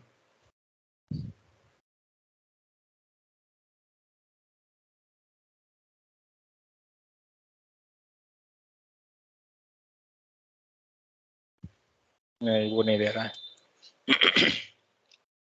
ठीक है, कोई दिक्कत नहीं। पता नहीं हम लोग गलत जगह पे हैं क्या? ERR नेम, ओके, नेम ऊपर गया, अनडिफाइन दे रहा है। नहीं, वो सपोर्ट नहीं कर रहा है। ठीक है, अब आता है नेक्स्ट आपको रेंज एरर। हम रेंज एरर को निकाल सकते हैं, जो भी हमारा वैल्यू है। तो यहाँ पे दिया हुआ है डिफरेंट क्या क्या है वो सब चीज़ को। सो रेफरेंस एरर हो गया यहाँ पे, try x equal two by can be used reference, ये सब हटाइए सबको, ये सबसे हमें नहीं मतलब है। मेनली हमें जो मतलब है वो आपको तीन जो हम लोग शुरू में देखें वो एनफ है, बाकी इतना का जरूरत यूज नहीं होता है। वो main, try, catch, finally, throw, ये चार चीज एनफ है। चार चीज को आपको समझ के चलना पड़ेगा। नेक्स्ट आपको क्या है? URI, ये सब देखिएगा क्या क्या URL का एरर है ये सब। Try decode URI percentage, you can not URI decode percent science catch decode error dot name, okay, error object. अब जैसे मान लीजिए जब दूसरे ब्राउजर में हम जाते हैं तो उसका कुछ एरर ऑब्जेक्ट है, वो यहाँ पे आपको दिखा रहा है कि अगर मौजिला में जाते हैं तो file name, line number, column name, column number, stack, ये सब डिफरेंट है। ये सबसे हमें कोई मतलब उतना नहीं है। अब चार जो हम लोग मेन देखें, चार एनफ है, बस काफी है वो। वहां तक समझ में आ गया सबको, या किन्हीं को कोई डाउट? चलिए, ये स्कोप है, ऑलरेडी हम लोग को आता है, जस्ट ये क्विकली हम लोग रिवीजन जाएंगे, सब आ जाएगा समझ में ये। तो स्कोप किसको बोलते हैं? लेट, वेर, कॉन्स्ट, तीन होता है। तीन में से ग्लोबली स्कोप कौन चलता है? जल्दी। इसमें नया टॉपिक अभी नीचे हमारा जो भी है नया नहीं है, सब सेम है। तो हम लोग 10 से 15 मिनट में इसको खत्म कर लेंगे। तो ग्लोबली स्कोप में कौन होता है? वार जो होता है ग्लोबली स्कोप होता है। ब्लॉक स्कोप में कौन होता है? लेट लेट जो होता है ब्लॉक स्कोप। और फंक्शनल स्कोप में कौन होता है? फंक्शनल में भी हमारा लेट होता है। मीन्स हम लेट एंड कॉन्स्ट को बोल सकते हैं ब्लॉक स्कोप के अंदर। ठीक है, ब्लॉक में जो आएगा लेट एंड कॉन्स्ट दोनों को हम रख सकते हैं। तो फंक्शनल में भी ये आ जाएगा, लेकिन ग्लोबली कौन होगा? सिर्फ वार होगा। उसको वैर मत पढ़िएगा, उसको वार पढ़िएगा तो ज्यादा बेहतर होगा। ठीक है, तो ब्लॉक स्कोप हो गया। ब्लॉक स्कोप में आपको लेट एंड कॉन्स्ट आता है। ब्लॉक स्कोप हम समझते कैसे हैं, जो with the help of curly bracket होता है। कोई दिक्कत? यहाँ पे x इक्वल टू 2 लिया हुआ है लेट के साथ, x can not be used here, नहीं ले सकते हैं बाहर, जो भी है वो तो पता है ऑलरेडी। नीचे आते हैं, वार x इक्वल टू 2 है। अभी जो वार है ये बाहर यूज होगा या नहीं होगा? बाहर यूज हो जाएगा। क्यों? क्योंकि ये अब ये आपका क्या बन गया, ग्लोबली बन गया, बाहर निकल जाएगा। लोकल स्कोप, अगर हमने कोई फंक्शन बना दिया, उसके अंदर हमने वेरिएबल डिक्लेयर कर दिया, तो वो हमारा क्या होता है, फंक्शनल स्कोप होता है। उसी को बोला जा रहा है यहाँ पे आपको फंक्शनल स्कोप। ठीक है, लोकल वेरिएबल है function scope, they can only access from within the function. ये सब हम लोग को पढ़ा हुआ है, इसलिए ज्यादा नहीं जाऊंगा। देखिए अब हमने फंक्शन बनाया, और फंक्शन क्या हमारा, मान लीजिए कि एक वेरिएबल बना हुआ है कार नाम का, जिसमें वार लगा हुआ है, तो ये फंक्शन स्कोप में आया। ठीक है, अब यही चीज को हमने लेट के साथ लिया, ये भी फंक्शन स्कोप में आया, और कॉन्स्ट के साथ लिया, ये भी फंक्शन स्कोप में आया। तो तीनों को चेक कीजिएगा कि कौन बाहर निकल सकता है। ठीक है, ये तीनों के पास आपका फंक्शनल स्कोप बन गया। अब एक बार चेक करते हैं।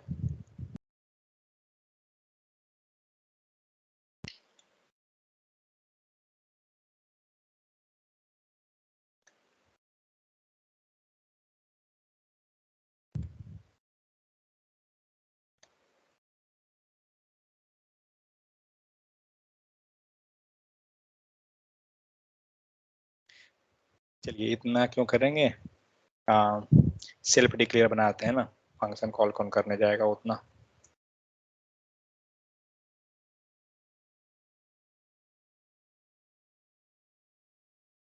ठीक है, नहीं वेट, इसको फंक्शन ही बनाता हूँ, माई फंक्शन, और हम लोग फंक्शन को कॉल कर देते हैं। ओके, आउटपुट क्या देगा, फिलहाल तो कुछ नहीं। अब हम लोग यहाँ पे कंसोल कर लेते हैं, and car name, and same console में बाहर रखता हूँ।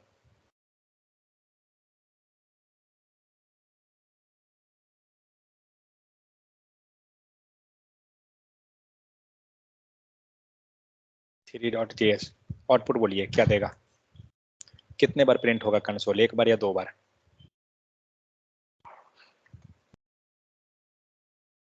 जल्दी, दो बार, मतलब दोनों में आउटपुट आएगा। कार नेम क्या हुआ, क्या दिया, car is not defined. Line number कितना, लाइन नंबर 5। क्यों? क्योंकि लाइन नंबर 5 में जो कार है, एक सेकंड, सॉरी लाइन नंबर 13। ठीक है, क्या हो रहा है, लाइन नंबर कितना है? लाइन नंबर 5 है सर, 13 भी है ना? 5। हाँ करेक्ट, हाँ, ये तो ये कार डिफाइन क्यों नहीं है, जबकि हमने तो बार लिया। वो इसलिए डिफाइन नहीं है क्योंकि वार को हमने रखा कहाँ है, वेरिएबल हमारा जो वार है वो कहाँ पर, वो फंक्शन के अंदर है। इस कारण से वो क्या हुआ, वो फंक्शनल स्कोप बन गया। आगे समझ में, वो फंक्शनल स्कोप के अंदर आ गया है अभी। लेकिन अगर यही वार को हम बाहर कर दें, अब क्या होगा, आउटपुट आएगा या नहीं आएगा? प्रिंट करेगा आउटपुट। प्रिंट करेगा। Okay,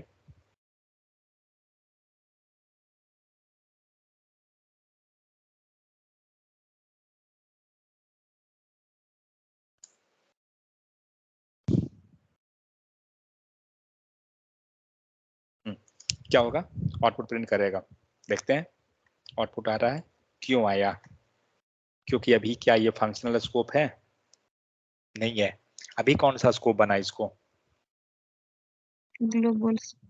globally. ठीक है, इसीलिए कभी भी हम लोग जब वेरिएबल बनाते हैं तो वार को हम समझते क्या है कि ग्लोबली है।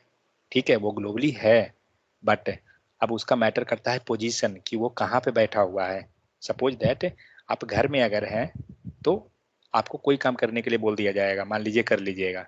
आप ऑफिस में अगर चले गए तो आपको कोई काम करने बोला जाएगा, आप नहीं कीजिएगा क्योंकि आप ऑफिस में हैं। आपको जो काम के लिए ऑफिस जा रहे हैं आप वो काम कीजिएगा। लेकिन वही चीज आप कहीं और जा रहे हैं, रिलेटिव के यहाँ चले गए, तो हो सकता है आप वहां पे कोई और काम कर सकते हैं। इसका मतलब क्या हुआ, जब आप घर में थे तो क्या थे, ग्लोबली डिक्लेयर थे, आप कुछ भी कर रहे हैं। पर जब ऑफिस में है तो क्या हुआ, आप एक फंक्शन के अंदर आ गए कि आप कुछ ही काम कर सकते हैं। करेक्ट, क्योंकि आपने ऑफिस में गया 8 घंटा काम करने के लिए, तो आपको हर हाल में काम करने से मतलब है। ऐसा थोड़ी है कि ट्यूबलाइट खराब है तो आप जाके ट्यूबलाइट पेचकस लेके और खोल रहे हैं, ठीक है, आप वहाँ लिमिटेड काम कर रहे हैं। बट वही आप रिलेटिव के यहाँ गए तो आपको कोई भी काम है फिर वहाँ कर रहे हैं, मतलब वहाँ भी आप ग्लोबली नहीं डिक्लेयर है, आप आपके पास फिर वहाँ लिमिटेशन है। तो ये केस हुआ, तो मतलब उसका पोजीशन मैटर कर रहा है कि आप कहाँ पे उसको डिक्लेयर कर रहे हैं।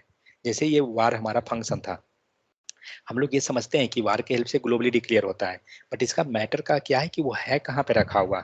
अभी जो वार है ये कहाँ रखा हुआ है, ये कंप्लीट पेज पे रखा हुआ है, ओपन है, ये किसी के अंदर नहीं है। करेक्ट है, बट ऊपर के लाइन में कहाँ रखा हुआ है, ऊपर के अंदर देखिए एक फंक्शन के अंदर रखा हुआ है। करेक्ट है, लाइन नंबर 2 जो है ये फंक्शन के अंदर रखा हुआ है, तो वो जो हुआ वो ग्लोबली नहीं है, लेकिन नीचे का जो लाइन है ग्लोबली है। ठीक है, अभी लाइन नंबर 5 को क्या मिलेगा, ये बता सकते हैं, आउटपुट मिलेगा, एरर मिलेगा, क्या मिलेगा।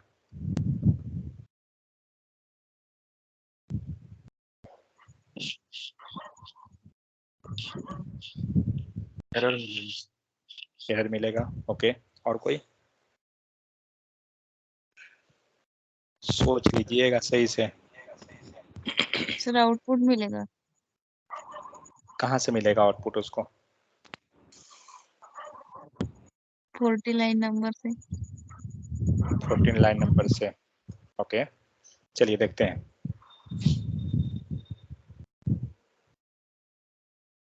क्या दिया, अनडिफाइंड दे दिया, बट उसको देना चाहिए था 14 लाइन नंबर वाले से, बट नहीं दे रहा है क्योंकि दो फंक्शन। वेरिएबल डिक्लेयर किया हमने, मतलब प्रिंट करने के बाद डिक्लेयर किया इसलिए। According to line by line execution वो तो नहीं करेगा। नहीं नहीं, देखिए क्या हो रहा है जो टॉप बताता ऑर्डर हूँ, कारण क्या हो रहा है, एक चीज बताता हूँ, वो लाइन देगा, आउटपुट देगा, मैं दिखाता हूँ। ये डिपेंड करता है कि आप मेन क्या हो रहा था, उसको 2 बार फंक्शन कॉल कर रहा था ना। अब हमारा फंक्शन कॉल एक है, 2 बार वेरिएबल है, सेव करते हैं, देखते हैं क्या दिया, कितना बार आया, 1 2, ऊपर वाला नहीं आ रहा है। क्यों नहीं आ रहा है ऊपर वाला, क्योंकि जब वो लाइन एग्जीक्यूट हुआ है, लाइन नंबर 5, उस टाइम तक फंक्शन कॉल नहीं हुआ है। समझ में आया। और अब हम लोग मान लीजिए वहां फंक्शन कॉल कर देते हैं उससे पहले, अब देगा, देना चाहिए, नहीं दिया। लाइन नंबर 6 अनडिफाइंड, ओके, अभी इसको बंद करते हैं, सॉरी नीचे का भी गायब कर दिया। दोनों फंक्शन तो सेम है ना। कौन लाइन दे रहा है, 18 नंबर, 18 किधर है, लास्ट, ओके, ये उसी कारण नहीं दे रहा है, समझ गया। देखिए क्या हुआ, जब लाइन बाय लाइन एग्जीक्यूशन, और जब ये लाइन एग्जीक्यूट किया, ठीक है, जब ये लाइन एग्जीक्यूट किया, इवन फंक्शन जब कॉल हुआ उस टाइम ये एग्जीक्यूट नहीं हुआ था, ठीक है, उसी कारण ये लाइन को तब कब मिल रहा है जब लास्ट में हमारा आ रहा है तब, क्योंकि ये फंक्शन के बाहर है। बात ये है, मीन्स समझ में आया या नहीं आया।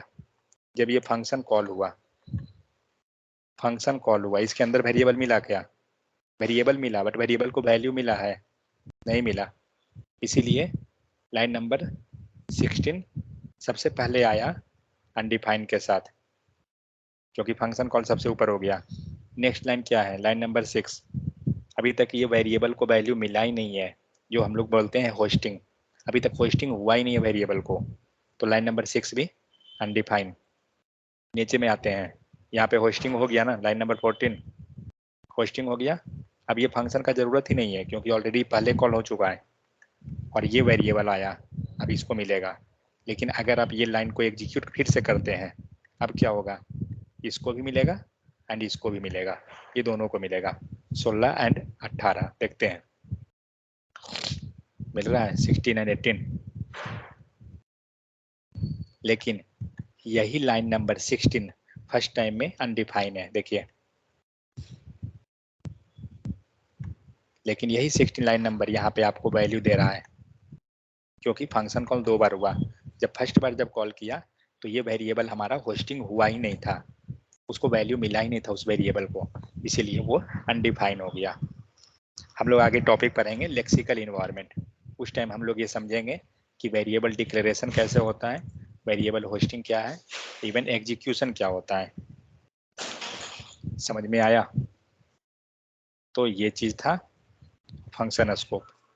नीचे देखते हैं। सो ग्लोबल स्कोप, ग्लोबल स्कोप में जब भी रहेगा सिर्फ बार नहीं होता है।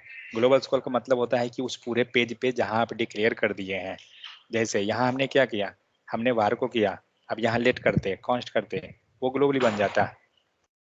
करेक्ट। यहाँ देखिए बाहर में हमारा ये आ गया, अब क्या हुआ, ये आपका जो कारनेम यहाँ पे जो लिखा हुआ ये ग्लोबली में आ गया। ठीक है। तो ग्लोबल स्कोप का मतलब क्या होता है कि जो हमें उस पूरे पेज पे जो डिक्लेयर किया हुआ है, तो हम किसी वेरिएबल को डिक्लेयर कर सकते हैं। देखिए क्या है, वेरिएबल डिक्लेयर विथ बाहर लेट कॉन्स्ट और quite similar when declare outside A block. जब आप ब्लॉक से बाहर डिक्लेयर कर रहे हैं ना, उसमें कोई फर्क नहीं है, तीनों एक जैसा है। लेकिन वही जब आप ब्लॉक के अंदर कर देते हैं, या जैसे जैसे आपका चेंज होता है पोजीशन, वहां पे जाकर वो डिफर होता है। आ रहा है समझ में? ये नहीं कि मतलब हमने बोल दिया लेट जो है वो हमारा ब्लॉक स्कोप है, फंक्शन स्कोप है, तो बाहर भी हम रख रहे हैं तो फंक्शन स्कोप ही हम बोल रहे हैं, नहीं ऐसा नहीं होता है। बाहर हमने रख दिया किसी को भी, वो हमारा ग्लोबली बन जाएगा। Next JavaScript variable. JavaScript variable already हमें पता है। अब क्या है, ऑटोमेटिकली ग्लोबल, कोई भी वेरिएबल हमारा बाहर चला जाएगा, ऑटोमेटिकली क्या होगा, हमारा वेरिएबल जो है वो ग्लोबली वेरिएबल में आ जाएगा। चलिए, ग्लोबल वेरिएबल इन HTML, अगर आपको HTML में कॉल कराना है तो ऑलरेडी पता है कैसे हम कॉल करते हैं, इसे बताइए। Life time of JavaScript variable. ठीक है। अभी एक चीज देखते हैं हम लोग कि मान लीजिए कोई भी वेरिएबल अगर एग्जीक्यूट हुआ, हम लोग ये चीज को लेक्सिकल इन्वायरमेंट में पढ़ेंगे एक्चुअली आगे चल के। लेकिन सपोज दैट, मान लीजिए एक फंक्शन में बनाता हूं पहले, वेट,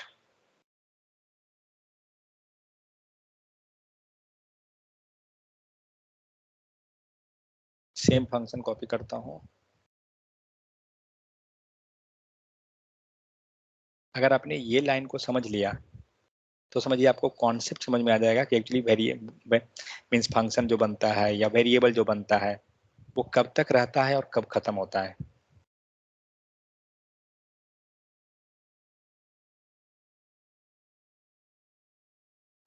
ज्यादा लंबा चौड़ा इसको नहीं करेंगे, इजी रखते हैं। अभी जो हुआ यहाँ पे क्या हुआ, एक वेरिएबल है, दूसरा हमारा फंक्शन है। जब इसको आपने कॉल किया तो क्या हुआ, चलिए इसको भी हम फिलहाल अंदर कर देते हैं। जब आपने कॉल किया फंक्शन को, करेक्ट, जब आप फंक्शन कॉल किए, लाइन नंबर 1929 एग्जीक्यूट हुआ सबसे पहले, तो इसमें एग्जीक्यूशन कैसे हुआ, जो वेरिएबल उसमें क्या हुआ, होस्टिंग हुआ। होस्टिंग मतलब क्या हुआ, डिक्लेरेशन प्लस इनिशियलाइजेशन, यही होता है ना। तो क्या हुआ, जब लाइन नंबर फंक्शन कॉल हुआ, कारनेम नाम का वेरिएबल एक क्रिएट हुआ, और वेरिएबल हमारा क्या हो रहा है, सेकंड, ये फंक्शन को लेके चलता हूँ पेंट पे।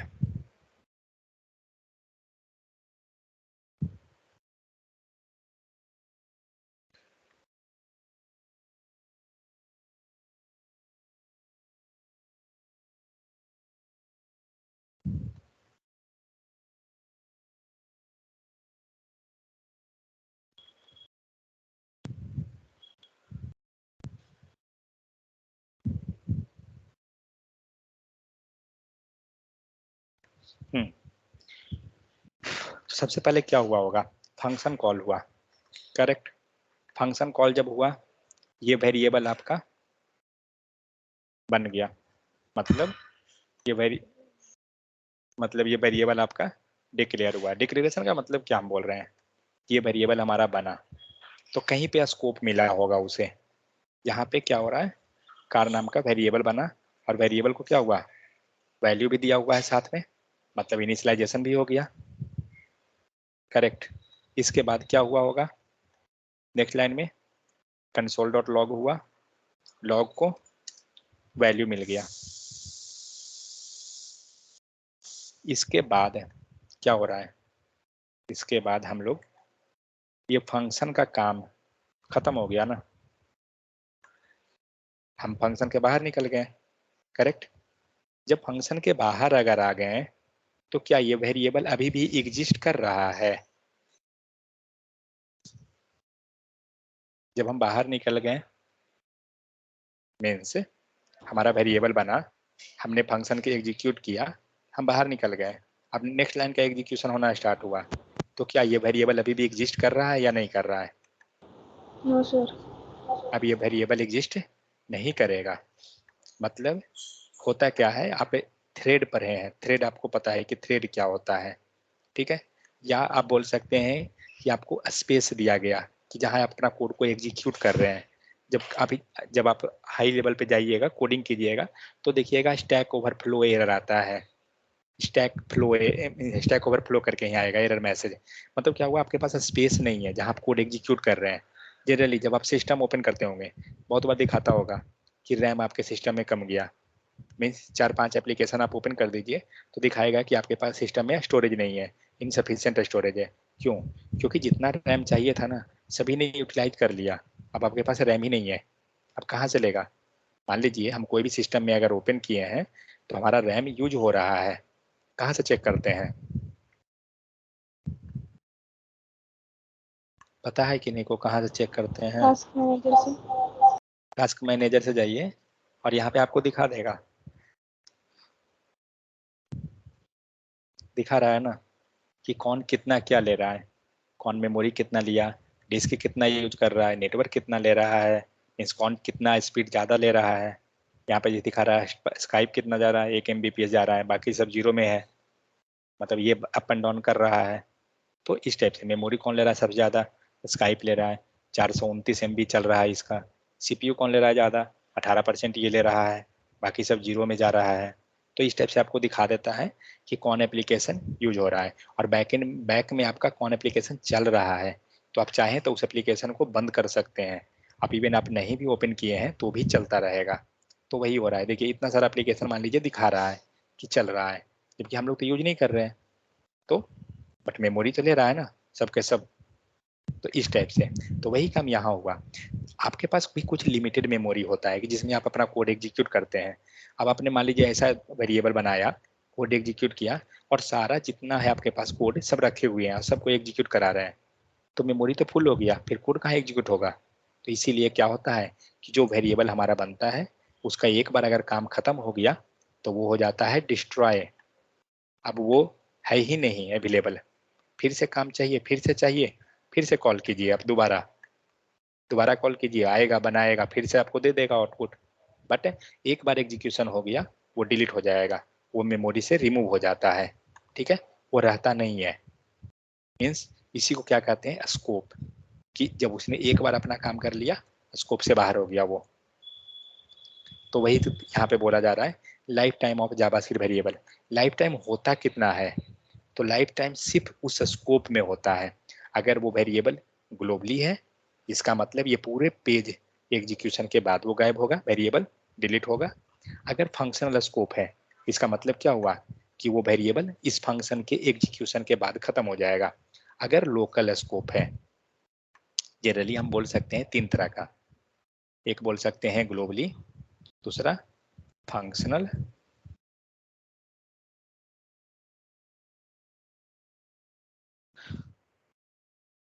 लोकल।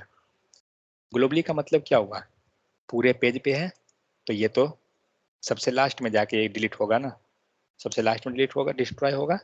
फंक्शनल अगर है तो क्या होगा, तो फंक्शन जैसे ही खत्म हुआ, फंक्शन एग्जीक्यूशन जिसको हम बोल सकते हैं कि एज कंप्लीटेड, ठीक है।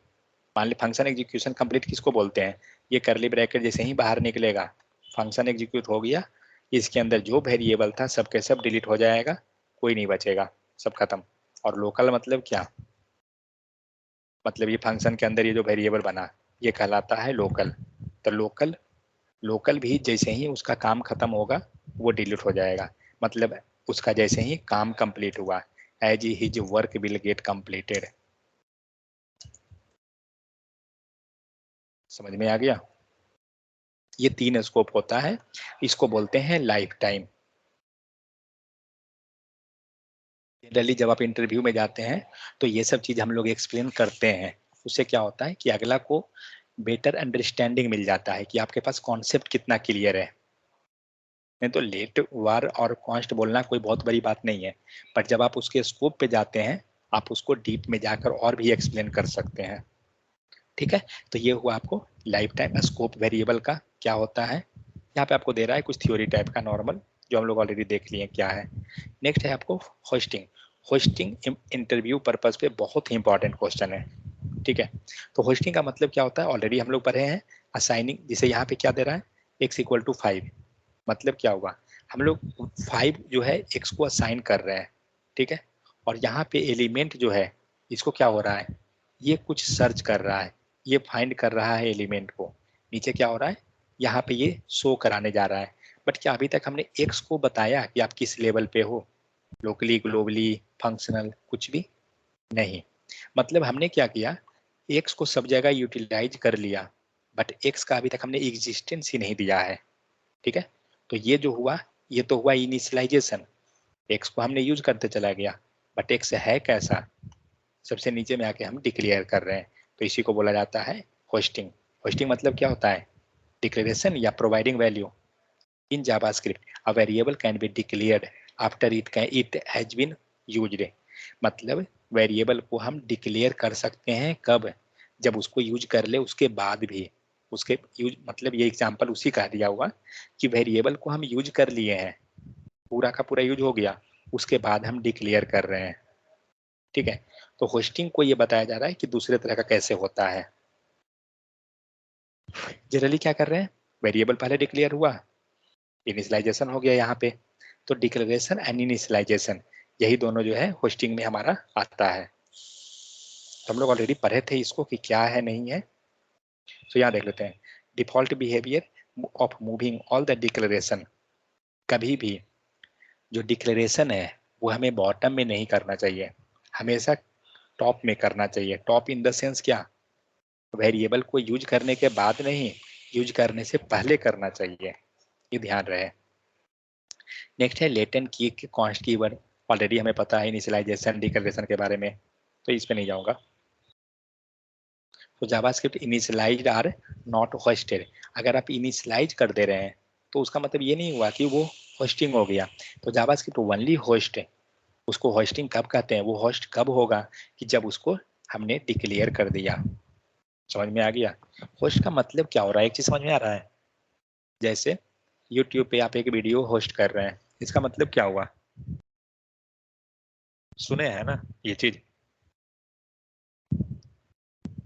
या कोई भी प्रोग्राम को आप होस्ट करने जा रहे हैं, इसका मतलब क्या हो रहा है, आप उसको डिक्लेयर कर रहे हैं, करेक्ट, आप उसको रिपोर्ट करने जा रहे हैं, वही चीज हो रहा है ये होस्टिंग। ठीक है, इनिशियलाइजेशन का मतलब नहीं, इनिशियलाइजेशन नहीं हो रहा है, होस्टिंग मतलब declaration, not initialization. So example 1 does not give the same result example 2, जो भी हो एग्जाम्पल दिया हुआ अलग अलग। चलिए, तो समझ में आ गया होस्टिंग क्या होता है, लोकल स्कोप क्या हुआ, स्कोप क्या होता है, एंड ट्राई एंड कैच।